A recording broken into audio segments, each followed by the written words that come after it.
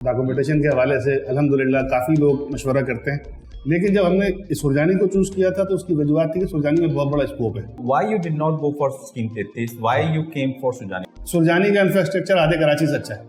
आपके प्रोजेक्ट के अलावा सराउंडिंग के लोग भी वहाँ आके जमा हो जाते हैं, तो आपकी प्राइवेसी बड़ी डिस्टर्ब है। बिस्मिल्लाहिर्रहमानिर्रहीम, अस्सलाम वालेकुम रहमतुल्लाहि व बरकातहू।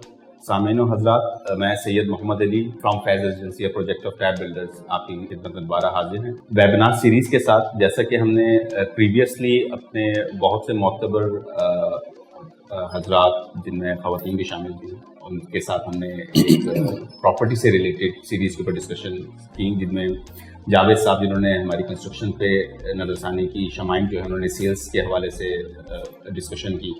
इसके अलावा मार्केट से हमने रियल एस्टेट के टॉप नॉच लोग उठाए जिन्होंने इसके ऊपर फर्दर डिस्कशन की। इसी सीरीज़ को कैरी ऑन रखने के लिए हमने हमारे ग्रुप के एक मायना शख्सियत जनाब नासिर खान साहब, जो अबूर रखते हैं ओवरऑल प्रोजेक्ट की क्रेडिबिलिटी और उसकी एग्जीक्यूशन और प्रोसेस के ऊपर। जब हम बात करते हैं फैज़ एजेंसी, तो फैज़ एजेंसी को जब इनिशिएट किया गया तो इसके अंदर बहुत पाइवोटल रोल था नासिर साहब का, जो आज तक है। इसकी प्रॉपर प्रोसेस, एग्जीक्यूशन, लैंड की फिजिबिलिटी, लैंड की नौयत क्या होनी चाहिए, उसकी डॉक्यूमेंटेशन से लेके उसकी ओवरऑल ऑथेंटिसिटी, इसके अंदर बहुत ही इंपॉर्टेंट रोल रहा है नासिर साहब का।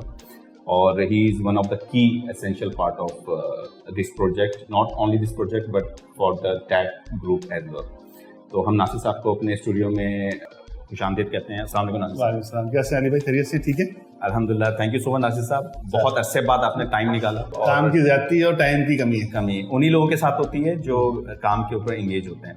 तो नासिर साहब, फर्स्ट ऑफ ऑल अपनी हिस्ट्री के बारे में बेसिकली मैं चाहता हूँ कि सामीन को पता चले कि हु इज़ नासिर खान। ऐसा है कि प्रॉपर्टी सेक्टर में या रियल एस्टेट के सेक्टर में मैंने काफ़ी टाइम लगाया।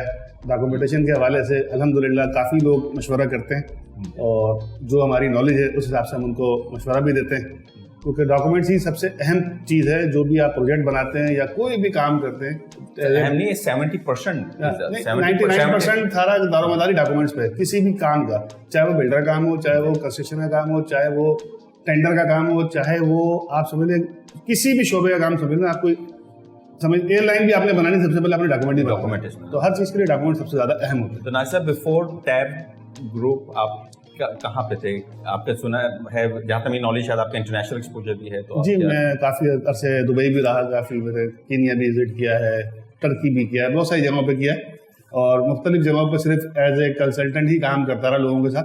कुछ अपने भी प्रोजेक्ट किए थे, लेकिन वो समाओ हालात की वजह से दुबई का एक बहुत ज़्यादा सीन हुआ था, कुछ शेख्स वगैरह इंतकाल हो गए थे, तो वो चीज़ें फिर वाइंड अप हो गई। तो ये सब जगह आपका ताल्लुक जो है ये रियल एस्टेट इंडस्ट्री से रहा है या डिफरेंट इंडस्ट्री से? नहीं, डिफरेंट चीज़ों से रहा है।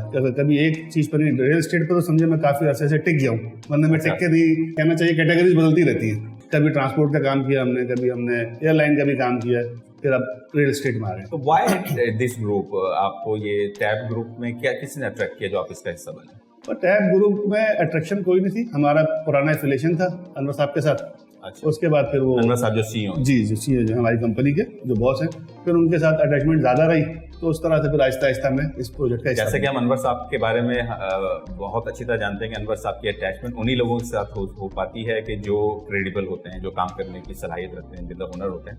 तो डेफिनेटली ये इसमें कोई शक नहीं है कि आप बहुत हुनरमंद शख्सियत के हामिल इंसान हैं अनवर। अच्छा, तो नासिर साहब, अनवर साहब का मसला दूसरा है, वो एक अपने जहन के मालिक हैं और वो बहुत डीप में जाके सोचते हैं और सोचने के बाद फिर काम पे स्टार्ट लेते हैं वो, और काफ़ी अर्से तक सिर्फ जो है ना R&D करते हैं, समझ लें आप, उसके बाद फिर काम को एग्जीक्यूट करते हैं, और यही कामयाबी, यही काम। तो नासिर साहब, जब ये प्रोजेक्ट स्टार्ट हो रहा था फैज़ एजेंसी, तो इसके बारे में थोड़ा सा ओवरव्यू दें कि क्या चीज़ें थी, क्या चैलेंजेस थे, किस चीज़ ने आपको मुतासिर किया कि हमें सुरजानी ही आना चाहिए? देखिए, मुतासिर तो किसी चीज़ ने भी नहीं किया। इस वक्त जो कराची में उस वक्त जो हम काम कर रहे हैं, शुरू कर रहे थे जिस टेन्योर में, तो उस वक्त हालात ये थे कि कराची में जगह तो बची नहीं थी, कोई शहर सारा ऑक्युपाइड हो चुका था। एक स्कीम 33 और एक सुरजानी, यहीं पे ज़्यादा बूम चल रहा था और यहीं ज़्यादा प्रोजेक्ट आते थे। जब हमने काम शुरू किया तो अनफॉर्चुनेटली कोरोना आ गया था उस वक्त, एक साल तो बड़ा डिस्टर्ब रहा। फिर कोरोना के बाद कुछ मसाइल हुए SBCA के, सरिये के, सीमेंट के, वो फिर डिस्टर्ब रहा। लेकिन जब हमने इस सुरजानी को चूज़ किया था तो उसकी वजूहत थी कि सुरजानी में बहुत बड़ा स्कोप है और यहाँ पे लोग जो नाजाबाद, गोलीमार इस तरफ रहते हैं, उनके आपस में खानदान में बंटवारे होते हैं तो उनकी कैपेसिटी इतनी होती है कि वो सब मिल के एक एक घर यहाँ ले लें। वहाँ एक घर बिकता तो यहाँ 4-5 घर आ जाते हैं लोगों के, सब भाई बहन आपस में एडजस्ट हो जाते हैं। अच्छा, हम यहाँ पे आए थे, सबसे पहले हमने सुरजानी में कुछ SBO पे काम किया कि हम SB लें। जब हमने SB के ऊपर सारी वर्किंग की, फिजिबिलिटी बनाई, तो वो हमें समझ नहीं आया, क्योंकि SB के अंदर आपकी पार्किंग का बड़ा इशू होता है, फिर आपके कमर्शियल एक्टिविटी होती है नीचे, फिर आपकी फैमिली बड़ी डिस्टर्ब होती है उसमें आने जाने में, और वो बिल्कुल रोड के ऊपर एक बीच में दरख्त की तरह खड़ा होता है, उसकी कोई बाउंड्री वॉल प्रोजेक्ट नहीं है, कुछ नहीं, कोई सिक्योरिटी सिस्टम नहीं है, बस SB है, रहना है आपने। अच्छा, उसके रूम भी इतने छोटे छोटे कि अगर आप एक बेड एक अलमारी डाल दो आप चल भी नहीं सकते। वो मैंने खुद फिजिकली हर फ्लैट को देखा अंदर से आगे, सुल्तानी के जिस फ्लैट का नाम है वो मैं अंदर से विजिट कर चुका हूँ। तो ये बहुत अच्छा पॉइंट नसर साहब ने हाईलाइट किया। इसी पॉइंट से मैं एक पॉइंट जानना चाहूंगा आपके तवज्जुह से कि आपने कहा कि आपके पास 2 ऑप्शन थे, स्कीम 33 और सुरजानी टाउन। तो why you did not go for scheme 33, why you came for Surjani town? Scheme 33 का इशू ये है, स्कीम 33 का रेट जो है बहुत हाई है। वहाँ अगर आप जाते हैं तो वहाँ आपको एक हाई रेट की बात करें तो आर्टिफिशियल ग्रोथ है या बिल्कुल जेन्युइन ग्रोथ है? नहीं, देखें, जेन्युइन है। वहाँ पे बिल्डर्स ने अपना एक क्राइटेरिया बना लिया, लोगों ने वहाँ की एक वैल्यू डिक्लेयर कर ली कि भाई इतने का होना चाहिए, तो हर बिल्डर अपने हिसाब से रेट से बेचता है। सुरजानी का आपको रेट पता, सब अपने हिसाब से बेच रहे हैं। लेकिन नासिर साहब, आप तो रेट्स की जो एस्टेब्लिशमेंट होती है वो वहाँ के एरिया के डेवलपमेंट के लिहाज से होती है। जिस तरह अगर हम बात करें, अभी हम इस सेक्टर में बैठे हैं 4A में, आप बोलते हैं कि मेन रोड की कनेक्टिविटी है, BRT जैसा एक मंसूबा आपके साथ मुंसलिक है, फिर उसके बाद आपकी बेसिक एमिनिटीज जो लोकल एमिनिटीज है वो वॉकिंग डिस्टेंस पे है, डेवलपमेंट अच्छी है, आपका एरिया ओवरऑल एक पॉश लोकेशन देता है। तो स्कीम 33 के बहुत सारे ऐसे एरिया जो अंडर डेवलप्ड हैं, जिनकी रोड्स का इंफ्रास्ट्रक्चर भी नहीं निकला, कच्ची आबादी, लेकिन उनका पर स्क्वायर का रेट हमसे ज्यादा महंगा है। क्या वजह? इसका सादा जवाब ये है कि हमारी कौम में तो होंडा ही लेसा, वो कौम है हमारी, भेड़ चाल में चलते हैं हम लोग। हम वो नहीं देखते कि कौन सा एरिया अच्छा है, किसके रोड वाइड है, किस में फैसिलिटी ज्यादा है, किस में गवर्नमेंट ने इंफ्रास्ट्रक्चर अच्छा बनाया है। सुरजानी का इंफ्रास्ट्रक्चर आधे कराची से अच्छा है। इतने वाइड रोड आपको पूरे कराची में कहीं नहीं मिलेंगे। पानी बिजली निज़ाम यहाँ बहुत अच्छा है। अगर ये कुंडों वाला निज़ाम ना हो तो बिजली यहाँ जाए भी ना, या इतना अच्छा निज़ाम बना हुआ।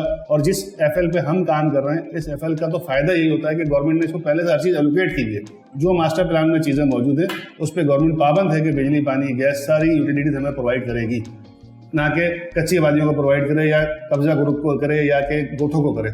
हमारा हक है और हमें पहले से अवेलेबल है हर चीज़ यहाँ पे। तो आपने जब इस प्रोसेस पे आप इसका हिस्सा बने फैज़ एजेंसी का, तो डेफिनेटली ये आपका फर्स्ट एक्सपीरियंस था लेते हुए, या इससे पहले भी आप प्रॉपर्टी का काम करते रहे, लैंड हम करते रहे, लेते रहे। तो ये क्या that was your decision to go for the FL, या आपके पास इसके अलावा भी आपके पास SB के भी बेस्ट ऑप्शंस थे? SB का भी ऑप्शन था हमारे पास, FL का भी था हमारे पास, कमर्शियल का भी था, लेकिन हमने ये सोचा कि हम एक यूनिक प्रोजेक्ट सुरजानी को दें। और इस प्रोजेक्ट की आप अल्हम्दुलिल्लाह जिस मर्जी बिल्डर से बात करें, जिस मर्जी स्टेट एजेंट से बात करें, जिस मर्जी व्लॉगर से बात करें, जो यहाँ आता है वो ये बात एक्सेप्ट करके जाता है कि यूनिक प्रोजेक्ट है। और कराची में जो आप ये सुरजानी में जो प्रोजेक्ट बना रहे हैं, ये डिफेंस के बराबर कैटेगरी में बन रहा है, बिल्कुल फैसिलिटीज और यूटिलिटीज के हिसाब से। तो नाज़िर साहब, जैसे आपकी एक्सपर्टीज माशाल्लाह डॉक्यूमेंटेशन, वैसे तो आप मार्केटिंग सेल्स के भी आदमी हैं माशाल्लाह, आपसे बात करके अंदाजा होता है, आपको नॉलेज, आप जैक ऑफ ऑल ट्रेड है माशाल्लाह। तो इसमें नाज़िर साहब मुझे बताइए कि जब हम ज़मीन की नौयत का तयन कर रहे होते हैं किसी प्रोजेक्ट के अंदर, तो हम जब FL की बात करते हैं, तो FL को थोड़ा सा डिफाइन करेंगे, व्हाट इज FL? देखिए, FL में भी 2 किस्म की कैटेगरीज हैं। एक FL टोटल रेजिडेंशियल है और एक FL में कुछ पार्ट देते हैं कमर्शियल दुकानें बनाने के लिए भी।